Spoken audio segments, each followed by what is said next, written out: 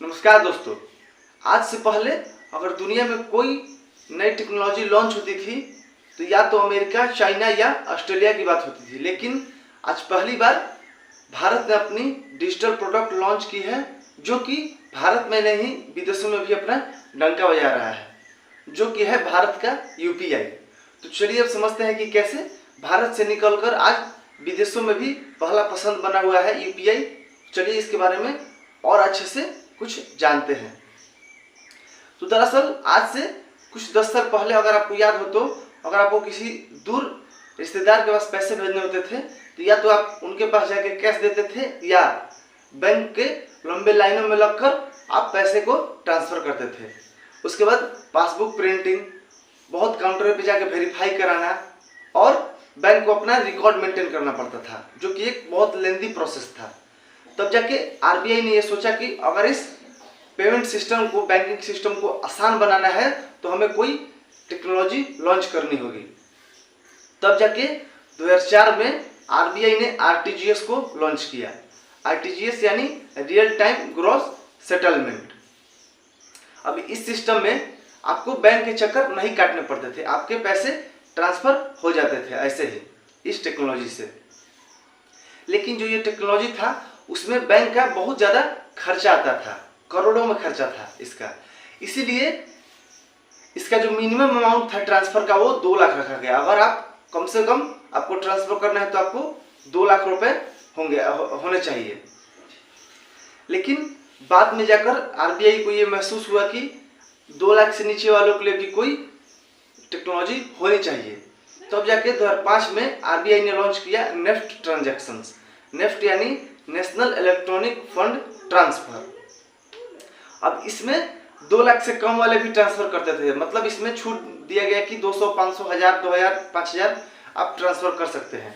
लेकिन अब बार बार छोटे छोटे ट्रांजेक्शन्स करना, जैसे 100, 200, 5000, 4000, अगर बार बार ट्रांजेक्शन्स होने से बैंक को बहुत ज़्यादा खर्चा आता था। इसीलिए एक रूल लगाया गया, एक नियम लगाया गया कि बैंक ग्रुप्स में ट्रांजेक्शन्स करेगी। मतलब वो 1 घंटे के अंतर पे रुकेगी, मतलब 8 से 9 बजे तक वेट करेगी। उसके दौरान जितने भी ट्रांजेक्शन्स, नेफ्ट ट्रांजेक्शन्स आएंगे उसे वेरीफाई करके एक ग्रुप में रख लिया जाएगा और 1 घंटे के अंत में उसे ट्रांसफर कर दिया जाएगा। इससे बैंक का खर्चा बचेगा और मतलब एक पैसा भी कम लगेगा और आपका ट्रांजेक्शन्स भी होता रहेगा।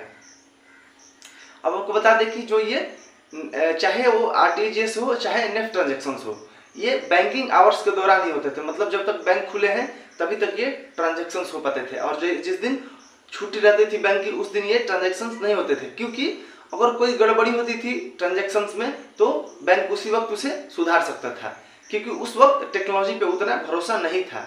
लेकिन जैसे जैसे टेक्नोलॉजी बढ़ती गई इसे 24/7 कर दिया गया, मतलब 24 घंटा कर दिया गया।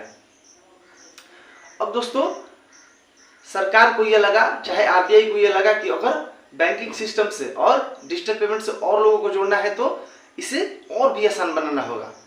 तब जाके 2010 में लॉन्च किया गया आईएमपीएस, इमीडिएट पेमेंट सिस्टम। अब इसमें आपके पैसे 1 क्लिक में ट्रांजैक्शन हो पाते थे, 1 क्लिक में ट्रांसफर हो जाते थे।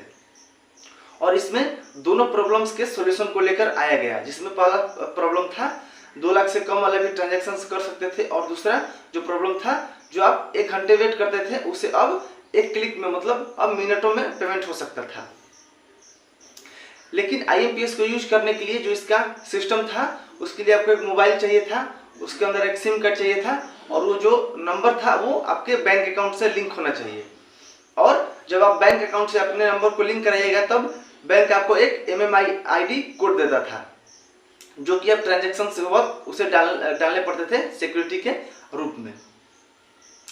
दोस्तों अब जैसे मान लीजिए कि जो आरटीजीएस और नेफ्ट ट्रांजैक्शन है वो आरबीआई उसे ऑपरेट करता है, लेकिन जो आईएमपीएस था इसे एनपीसीआई ऑपरेट करती है।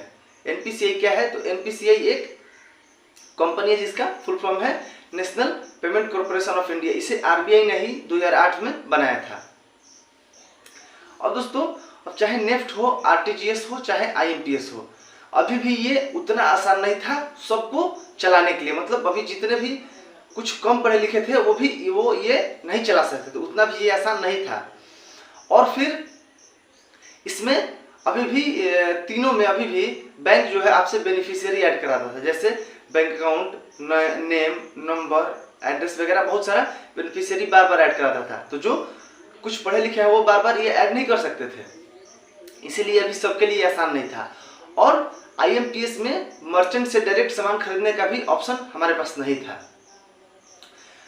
तब जो RBI है उसने 2016 में इन सब समस्याओं को हल लेकर आया और IMPS ने PM NPCI ने UPI को लॉन्च किया, जो यूनाइटेड पेमेंट इंटरफेस, और इसने सारे प्रॉब्लम्स को खत्म कर दिया और पेमेंट को बहुत ही आसान बना दिया और सबके लिए आसान बना दिया। जो कम पढ़े लिखे भी है वो भी अब ट्रांजैक्शंस कर सकते थे, पेमेंट कर सकते थे। और इसमें जो बैंक है आपसे बेनिफिशियरी ऐड नहीं कराता है बार बार, बैंक अकाउंट, नंबर, नेम, ये सब बार बार ऐड नहीं कराता है।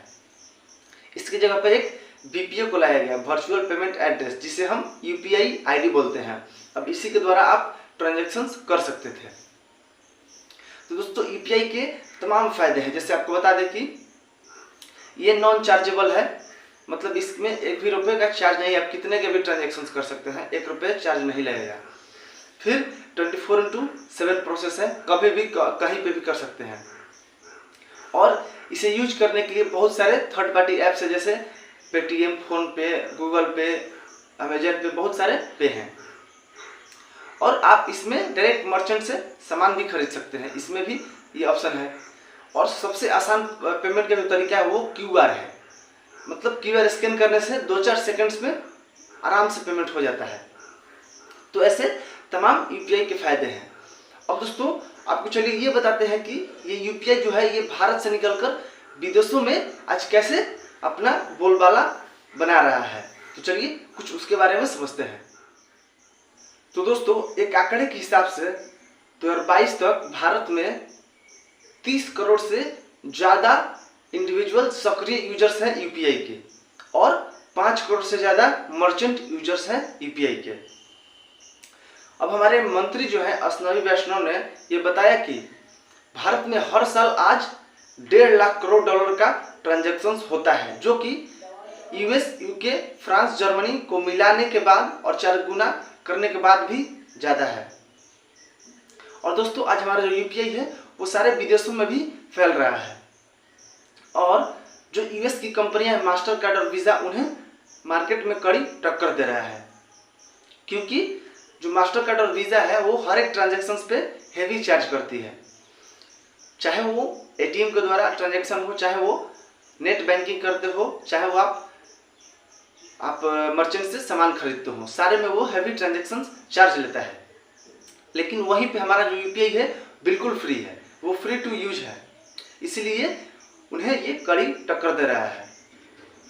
अब बहुत सारे देश UPI अपना चुके हैं, जैसे 2021 में भूटान, 2022 में नेपाल, और ऐसे बहुत सारे देश हैं जैसे Singapore, Australia, Canada, Hong Kong, Oman, Qatar, US, Saudi Arabia, UAE, UK, ये सब सारे जो देश हैं, इनमें जितने भी प्रवासी भारतीय रहते हैं, जिन्हें हम NRI कहते हैं, नॉन रेजिडेंशियल इंडियन, अभी जितने भी NRI हैं वो अपने विदेशी नंबर से ही UPI को लिंक कर सकते हैं और UPI ट्रांजैक्शन कर सकते हैं। तो दोस्तों अगर ऐसा होता है तो गल्फ कंट्रीज में हमारे 70 लाख NRIs रहते हैं, और वो हर साल 8,900 करोड़ का ट्रांजैक्शन करते हैं, भारत में अपने पैसे भेजते हैं रिश्तेदारों के पास या कहीं और ट्रांजैक्शन करते हैं। अगर ऐसा होता है तो आप समझ सकते हैं इतना हेवी अमाउंट अगर UPI से वो ट्रांजैक्शन करते हैं तो UPI के लिए ये कितना फायदेमंद होगा, और भारत सरकार के लिए भी एक कीर्तिमान होगा। इतना ही नहीं, बहुत सारे देश भी ललायत है UPI को अपनाने के लिए, बहुत सारे देश हैं। और अगर ऐसा होता है कि सारे देश अब UPI अपनाते हैं तो ये जितने भी वीज़ा मास्टर कार्ड का मार्केट तो गिर ही जाएगा, और इंटरनेशनल मार्केट में भारत का बोलबाला बढ़ जाएगा और एक क्रेज बढ़ जाएगा और दबदबा हो जाएगा इंटरनेशनल मार्केट में भारत का, जो कि हमारे लिए एक शान की बात है। तो दोस्तों अगर वीडियो आसान लगा हो, समझ में आया हो, तो एक लाइक कर दीजिएगा, चैनल को जरूर सब्सक्राइब कर दीजिएगा। तब तक के लिए धन्यवाद।